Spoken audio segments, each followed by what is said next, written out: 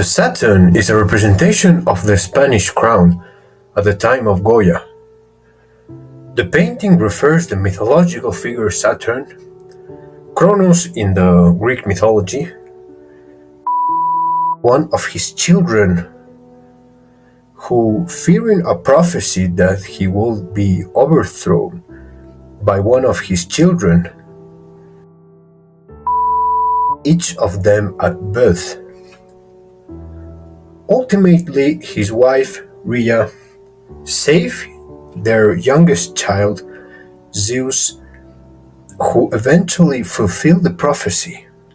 The Saturn is a representation of King Charles IV, who became the first Spanish in history overthrown by his own son, Ferdinand VII, with the tumult of Aranjuez, according to the historian Rafael Sánchez Mantero.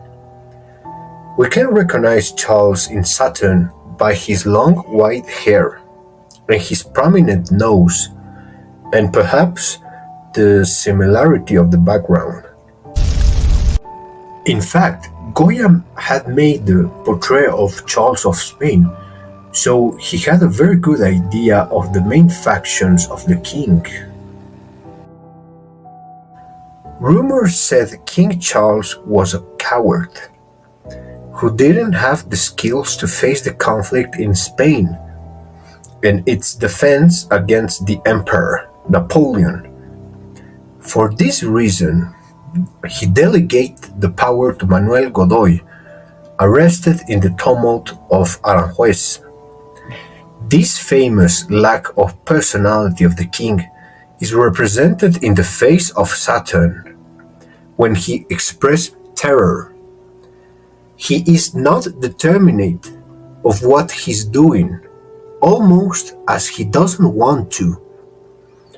Very different from other representations of Saturn, when we can appreciate an evil expression, but in Goya's, he is almost already regretting this terrible act, like a victim of destiny. He is already traumatized and in a deep crisis. He clearly doesn't want to be part of this game of power. In artistic terms, this strong expression of Saturn is a great example of what the Romanticist movement is all about. An art movement emphasizing intense emotion, individualism, and the sublime, often dark and terrifying aspects of humanity.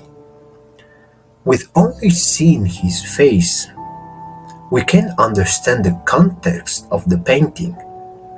A simple expression gives us all the information we need.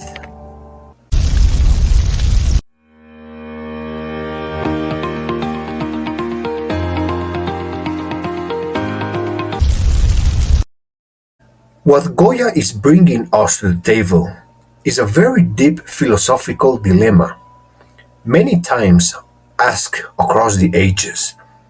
Is the Saturn as bad as we think? He is doing the unmentionable. One more time, we unfortunately can't get into details, but what he's doing is perhaps the most extremely evil act someone can imagine. But this act is not by will, but by force of destiny.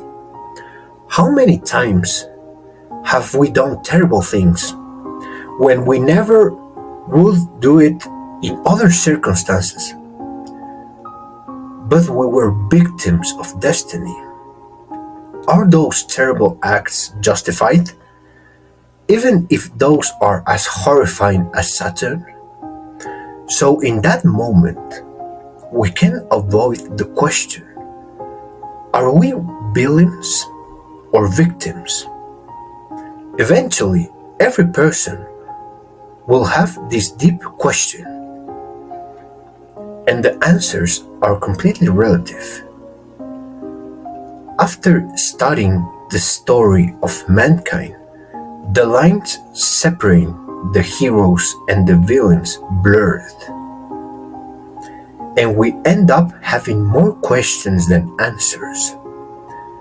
Those terrible people, are they so bad? What will I do in their position? Am I better than them? This process of self-examination eventually will end up catching us. As we said before, the dark paintings were not meant to be for the public. They were created for the personal appreciation of Goya. Those are the questions Francisco Goya asked himself every time he looked at this painting. Am I better than this terrible man?